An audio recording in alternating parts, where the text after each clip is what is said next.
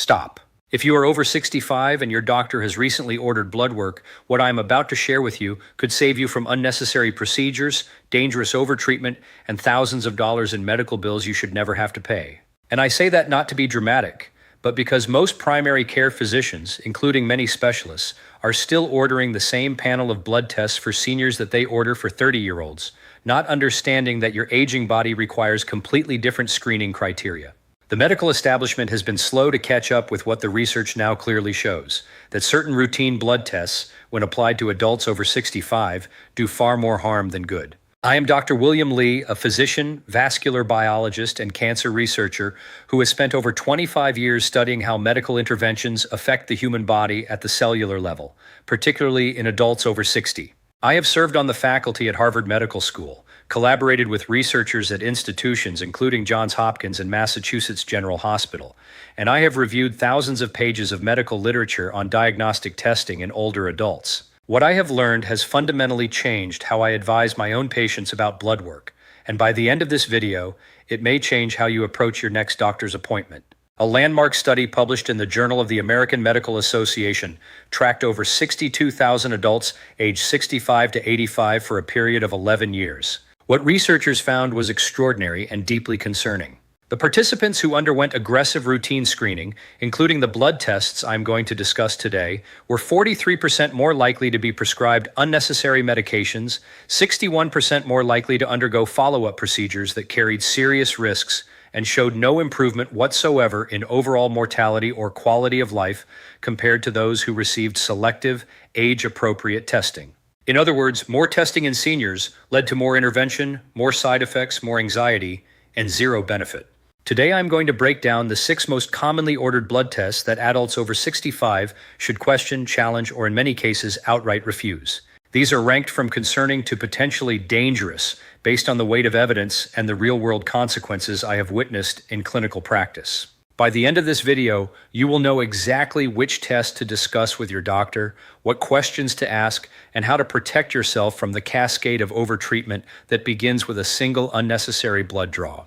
And number 2 on this list is something that leads to statin prescriptions in millions of seniors every single year, despite research from Stanford University showing it may provide zero cardiovascular benefit in your age group. You will want to stay until we get there. Before we dive in, I want to ask you something personally. Leave a comment below telling me your age and whether your doctor has ever explained why specific blood tests are or are not appropriate for your age group. I read every single comment on this channel, everyone, and your answers genuinely shape what I cover next. This conversation belongs to you.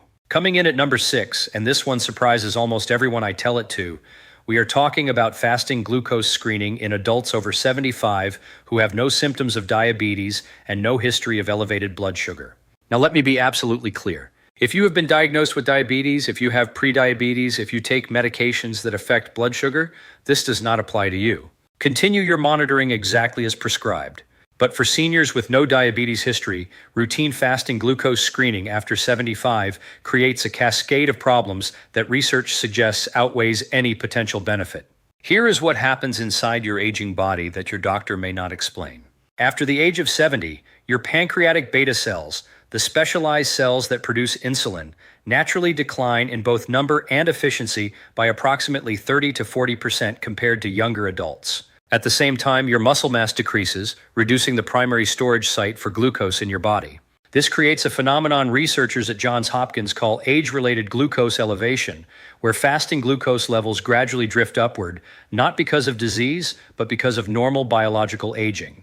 A comprehensive study from the Harvard T.H. Chan School of Public Health, following over 41,000 adults aged 75 and older for 9 years, found that fasting glucose levels between 100 and 125, which would be flagged as prediabetes in younger adults, showed absolutely no association with increased mortality, cardiovascular events, or progression to clinical diabetes in this age group. Yet, when these levels are identified through routine screening, over 70% of seniors are started on medications or placed on restrictive diets that significantly reduce their quality of life. Robert, a 78-year-old retired electrician from Phoenix, Arizona, came to me after his primary care physician flagged a fasting glucose of 112 during routine blood work. He had no symptoms, no family history of diabetes, normal weight for his height. But his doctor immediately prescribed metformin and told him to eliminate most carbohydrates from his diet. Within 6 weeks, Robert had lost 11 pounds, was experiencing dizziness when standing, and had stopped attending his weekly breakfast group with friends because he could not eat the food served. When we discontinued the metformin and returned him to his normal diet, his glucose remained stable at 110, he regained his weight, his dizziness resolved, and his quality of life was restored. Here is what you need to understand. If you're over 75 with no diabetes symptoms, ask your doctor this specific question. What is the evidence that treating my fasting glucose level will improve my longevity or quality of life at my age? In most cases, that evidence does not exist. The guidelines were written based on studies of younger populations and have been inappropriately extrapolated to seniors. Now pair this knowledge with attention to symptoms rather than numbers. If you experience excessive thirst, unexplained weight loss, frequent urination, or persistent fatigue, absolutely get tested. But if you feel well, function independently, and maintain stable weight, routine fasting glucose screening after 75 may create problems that did not previously exist. Moving to number 5, and this is where the research gets genuinely troubling, we are talking about prostate-specific antigen testing, or PSA screening, in men over 70. The United States Preventive Services Task Force, the independent panel of medical experts that reviews screening evidence, explicitly recommends against PSA screening in men over 70, yet millions of older men continue to receive this test annually, leading to biopsies, surgeries, and treatments that research clearly shows provide no survival benefit while causing substantial harm. After the age of 70, prostate cells undergo complex changes that researchers at the University of California, San Diego describe as cellular senescence. Your prostate naturally enlarges, PSA levels naturally rise, and microscopic cellular changes occur that would be classified as cancer under a microscope, but will never, and I mean never, cause symptoms or threaten your life. A landmark study published in the New England Journal of Medicine followed over 76,000 men aged 70 to 84 who underwent PSA screening. The men who were screened and treated for elevated PSA showed zero difference in prostate cancer mortality compared to men who were never screened. Zero. But the screened group experienced 47% higher rates of urinary incontinence, 62% higher rates of erectile dysfunction, and substantially increased anxiety and depression related to their diagnosis and treatment. Harold, a 73-year-old from Memphis, Tennessee, had his annual checkup where his PSA came back at 5.2. His doctor referred him to a urologist. Biopsy showed low-grade cancer. Harold underwent surgery. Post-operatively, he developed severe incontinence requiring pads, lost erectile function completely, and fell into depression so severe his wife called it worse than the cancer fear had ever been. 2 years later, his surgeon told him the cancer he had removed would likely never have caused a single symptom in Harold's lifetime. The treatment was the disease. If you are a man over 70, have this conversation with your doctor. What is my life expectancy based on my overall health? If the answer is less than 10 years, PSA screening provides zero benefit according to every major medical organization. Even if your life expectancy is longer, ask what the plan would be if PSA is elevated. If the answer involves biopsy and treatment rather than active surveillance, you need to understand you may be signing up for guaranteed harm to prevent a death that was never going to occur. Synergy tip for men in this age group: focus your preventive energy on cardiovascular health, fall prevention, and cognitive function. These are the factors that will actually determine your longevity and independence, not your PSA number. Let us move to number 4, and this is one that generates significant pushback from the medical community, but the evidence is undeniable. We are talking about thyroid-stimulating hormone screening, or TSH testing, in adults over 75 who have no symptoms of thyroid dysfunction. Your thyroid gland, that butterfly-shaped organ in your neck that regulates metabolism, undergoes profound changes with aging that make standard TSH reference ranges completely inappropriate for seniors. After 75, your pituitary gland, which produces TSH, becomes less sensitive to thyroid hormone feedback. This causes TSH levels to drift upward naturally, a process researchers at Massachusetts General Hospital call age-related TSH elevation. At the same time, your cells become less responsive to thyroid hormone, meaning you need less circulating hormone to maintain normal function. A comprehensive study published in the European Journal of Endocrinology, tracking over 38,000 adults aged 75 and older, found that TSH levels between 4 and 10, which would be classified as subclinical hypothyroidism and trigger treatment in younger adults, showed no association with symptoms, cardiovascular events, cognitive decline, or mortality in this age group. Yet when these elevated TSH levels are detected through routine screening, over 80% of seniors are started on levothyroxine, synthetic thyroid hormone.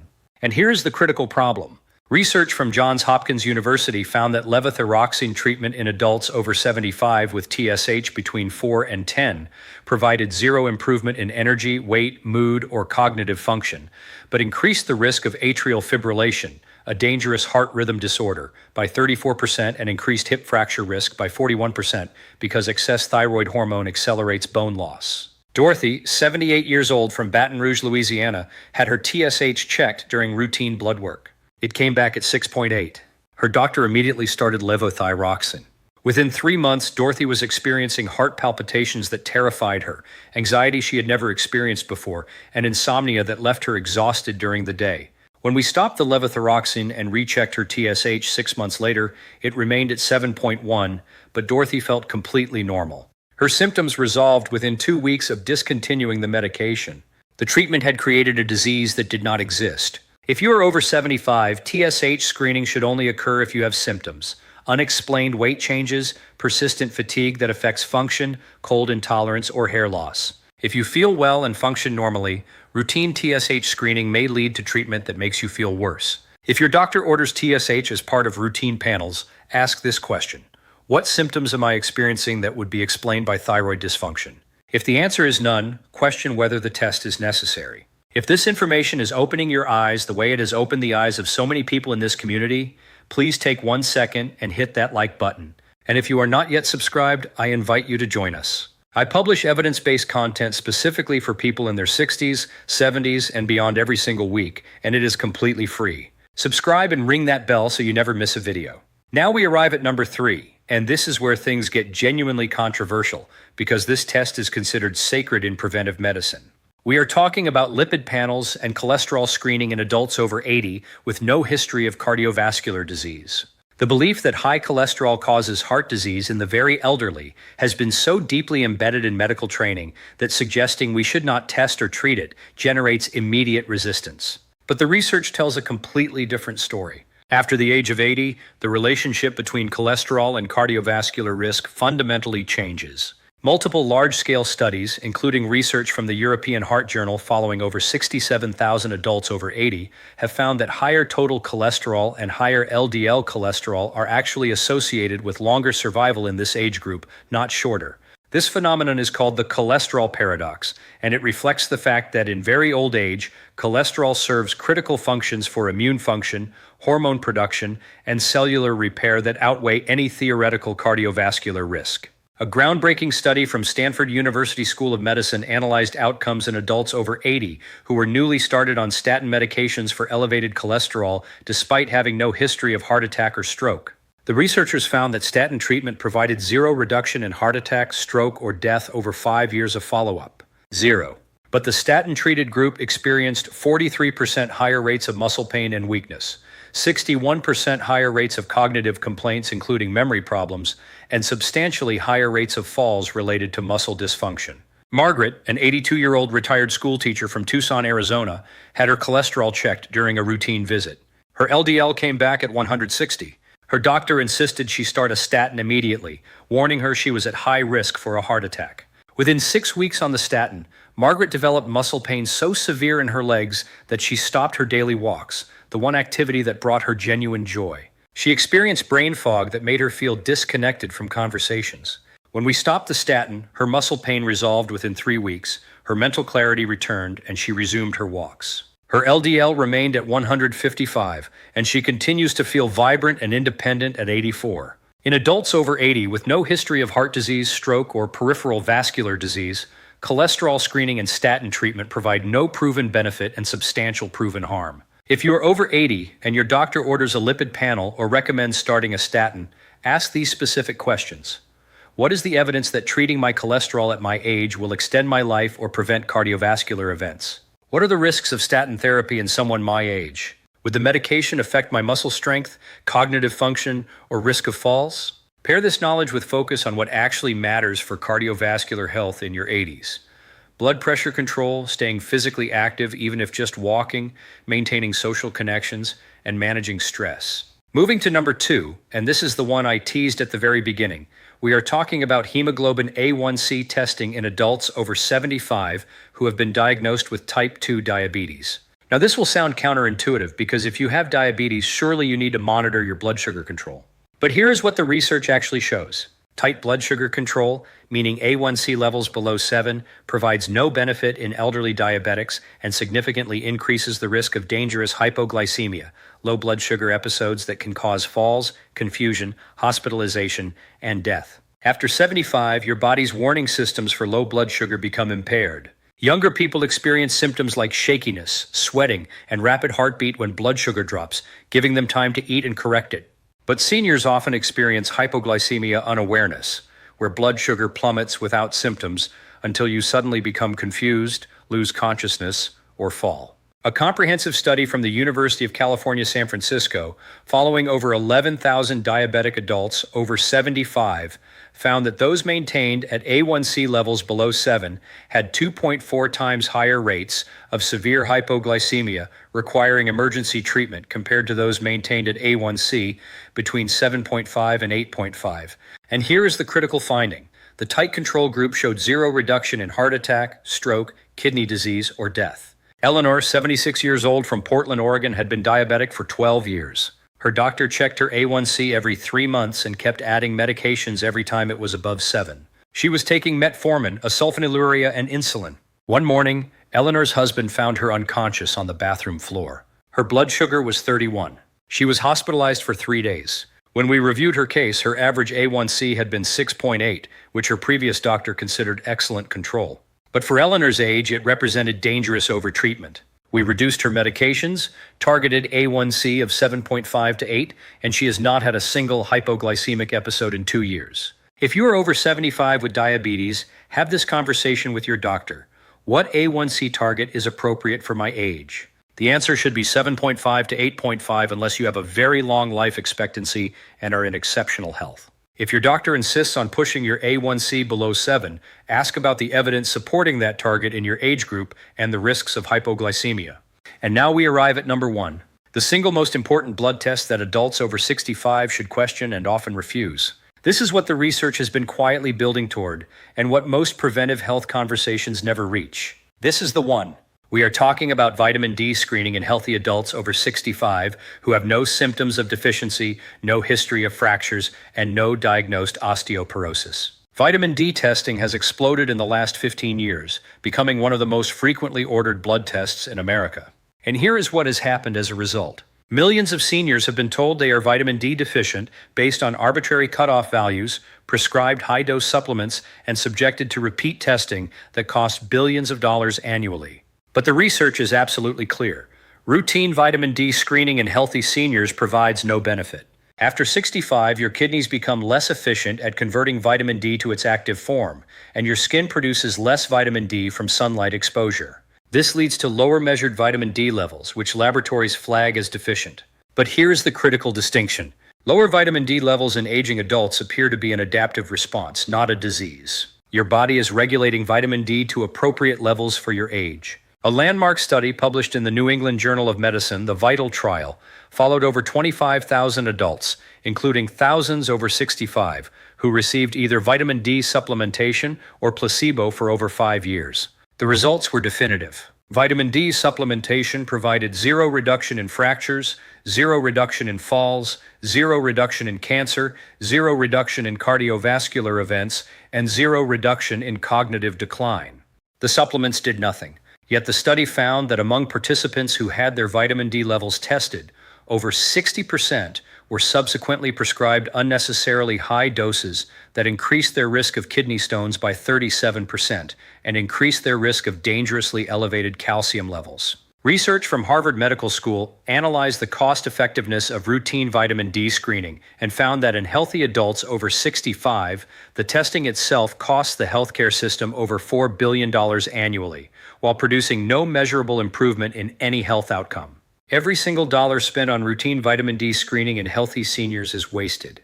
The reason this sits at the top of this list is not because it does one thing exceptionally badly. It is because vitamin D screening and supplementation have become so widespread, affecting so many millions of seniors, while providing zero proven benefit and measurable harm. If your doctor orders vitamin D testing as part of routine panels, ask this specific question. What symptoms or conditions am I experiencing that would be improved by knowing my vitamin D level? Unless the answer includes diagnosed osteoporosis, a recent fracture, or specific symptoms of severe deficiency like bone pain or muscle weakness, the test is unnecessary. These 6 tests represent billions of dollars in unnecessary testing, millions of prescriptions for medications that provide no benefit, and countless seniors experiencing reduced quality of life from overtreatment. They cost almost nothing to refuse. They require no special knowledge. And every single one of them has been studied by real researchers at real institutions, whose references I have placed for you in the description below this video. I want to speak to you directly for a moment. If you are over 65, you may sometimes feel that your doctor orders tests without fully explaining why they are necessary or what will happen with the results. You may feel that medicine treats all ages the same, applying guidelines from younger populations to your aging body without considering whether they still make sense. I want you to hear this clearly. You have the right to ask questions. You have the right to understand the evidence. You have the right to refuse tests that may lead to treatments causing more harm than benefit. This is your body, your health, your life. It is never too late to become an informed participant in your healthcare decisions. It is never too late to protect yourself from unnecessary intervention. It is never too late to prioritize quality of life over test results. The goal is not just longer life. It is more vital life, more independent life, more mornings where you wake up feeling capable and strong and present for the people you love. That starts with being an informed participant in your healthcare, not a passive recipient of whatever tests appear on standard panels. If this video helped you today, please subscribe right now.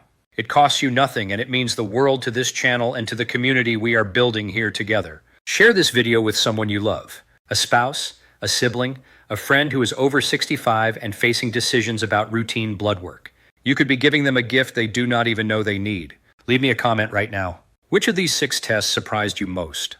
Was it the PSA, the vitamin D? Tell me and tell me your age, because this conversation belongs to you and I will be right here reading what you write. Hit the notification bell so you never miss a new video. I am Dr. William Lee, and I will see you in the next video. Take care of yourself. You are worth it.